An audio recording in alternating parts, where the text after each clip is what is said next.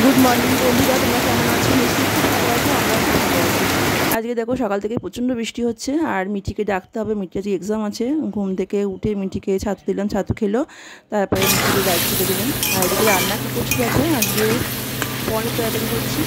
আর হচ্ছে তোমার হচ্ছে তেলাপিয়া মাছ আছে, তেলাপিয়া মাছ দিয়ে আলু দিয়ে টমেটো দিয়ে একটা পাতলা করে ঝোল করছি। ঠিক আছে, এটা হচ্ছে রান্না। আর একটু পরে আমরা বেরিয়ে যাবো হসপিটালে।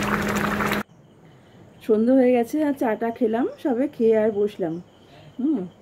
তা মেইন হচ্ছে তোমাদের যেটা বলেছিলাম যে আমি কেন পিয়ারলেসে আবার গেছিলাম আর কি, সেটা তোমাদের জানাতে পারিনি। আগে বলেছিলাম যে নেক্সট ব্লগে তোমাদের জানাবো।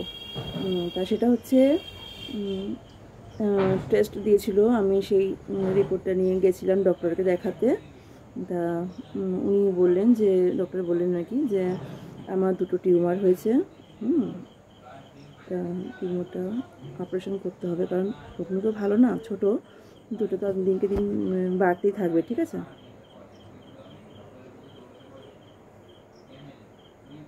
তা এই যে ব্যাপার। তাই জন্য আমাকে যেতে হবে, আর অপারেশনটা করাতে হবে, এবং কবে করব সেটা তোমাদের পরে জানাবো। ঠিক আছে।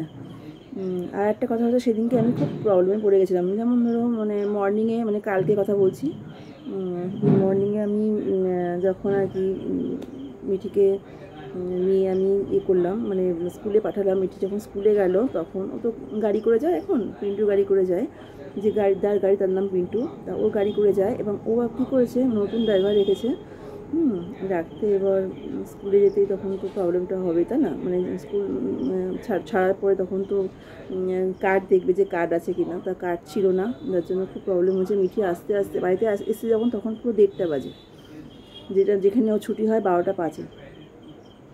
তা খুব প্রবলেমে পড়ে গেছি আমরাও চিন্তার মধ্যে পড়ে গেছি। আর এখন আজকে মানে আমাকে মানে স্কুলে যে হেড ম্যাম আর কি, উনি ফোন করেছেন, করে বললেন যে কালকে আমাকে দেখা করতে।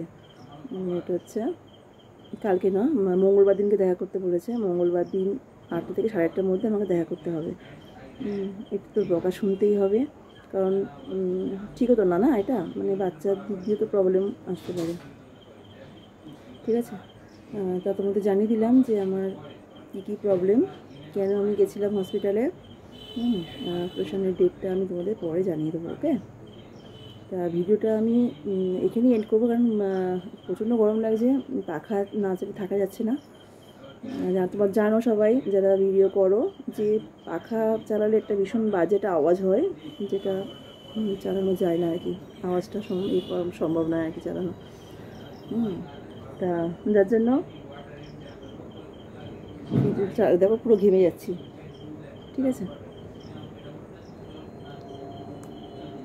দুষ্টুমি হচ্ছে। তো ঠিক আছে, ভিডিওটা আমি এখানে এন্ড করলাম। তোমার সবাই খুব ভালো থাকবে, সুস্থ থাকবে, খুব সাবধানে থাকবে। Good night, tata. Sorry, good evening. Tata.